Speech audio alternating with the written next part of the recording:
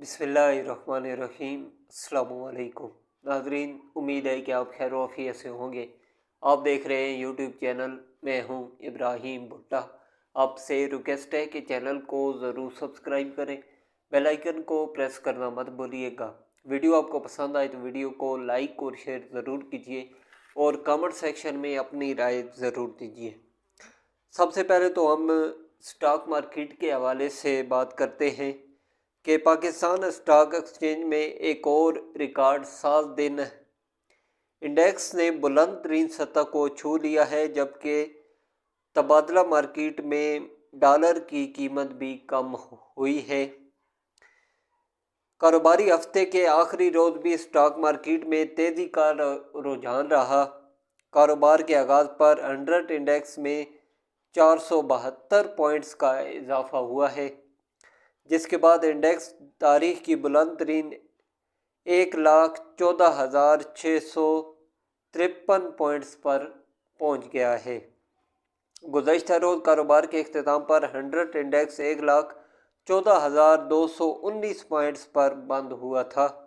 دوسری جانب inter bank میں آج کاروبار کے آغاز میں امریکی ڈالر کا بھاؤ 3 پیسے کم ہوا ہے۔ انٹر بینک میں ڈالر 13 پیسے سستا ہو کر 278.10 روپے کا ہو گیا ہے۔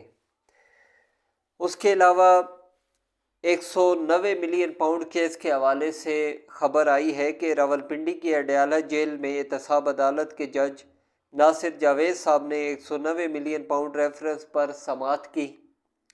دوران سماعت بانی پی ٹی آئی کو کمرہ عدالت میں پیش کیا گیا اور ان کی اہلیہ بشریٰ بی بی بھی عدالت میں پیش ہوئیں، جس دوران عمران خان صاحب نے عدالت میں جمع کرائے گئے 342 کے بیان میں ترمیم کر دی۔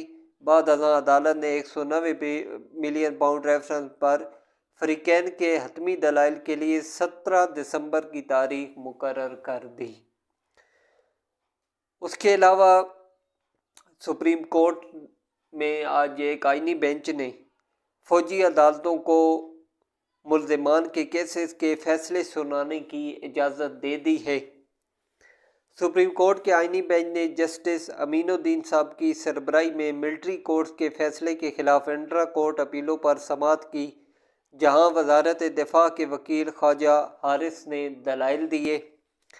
سماعت کے آغاز میں جسٹس جمال مدوخیل صاحب نے ریمارکس دیے کہ اس نکتے پر دلائل دیں کہ آرمی ایکٹ کی کالعدم دفاعت آئین کے مطابق ہے۔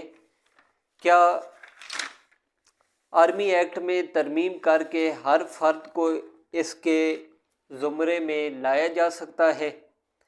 اس پہلو کو بھی مد نظر رکھیں کہ آرمی ایکٹ 1973 کے آئین سے پہلے بنا تھا۔ جسٹس محمد علی مظہر صاحب نے سوال کیا، پہلے بتائیں عدالتی فیصلے میں دفاعت کالعدم کرنے کی وجوہات کیا ہیں؟ خواجہ حارث نے جواب دیا کہ سپریم کورٹ کے فیصلے میں خرابیاں ہیں۔ جسٹس محمد علی مظہر صاحب نے ریمارکس دیے کہ کل بھی کہا تھا کہ 9 مئی واقعات کی تفصیلات فراہم کریں۔ فی الحال تو ہمارے سامنے معاملہ صرف کور کمانڈر ہاؤس کا ہے۔ اگر کیس صرف کور کمانڈر ہاؤس تک ہی رکھنا ہے تو بھی آگاہ کریں۔ اس پر ایڈیشنل اٹارنی جنرل نے جواب دیا، تمام تفصیلات آج صبح ہی موصول ہوئی ہیں، تفصیلات متفرق درخواستوں کی صورت میں جمع کرواؤں گا۔ آئینی بینچ کی جسٹس مسرت ہلالی صاحبہ نے سوال کیا، جن دفعات کو کالعدم قرار دیا گیا ہے ان کے تحت ہونے والے ٹرائل کا کیا ہوگا؟ 9 مئی سے قبل بھی تو کسی کو ان دفعات کے تحت سزا ہوئی ہوگی۔ وزارت دفاع کے وکیل نے جواب دیا، عموماً کالعدم ہونے سے پہلے متعلقہ دفعات پر ہوئے فیصلوں کو تحفظ ہوتا ہے۔ اس پر جسٹس مسرت صاحبہ نے ریمارکس دیے کہ یہ تو ان ملزمان کے ساتھ تعصب برتنے والی بات ہوگی۔ جسٹس مدوخیل صاحب نے کہا کہ افواج پاکستان میں کوئی شخص زبردستی نہیں، اپنی مرضی سے جاتا ہے۔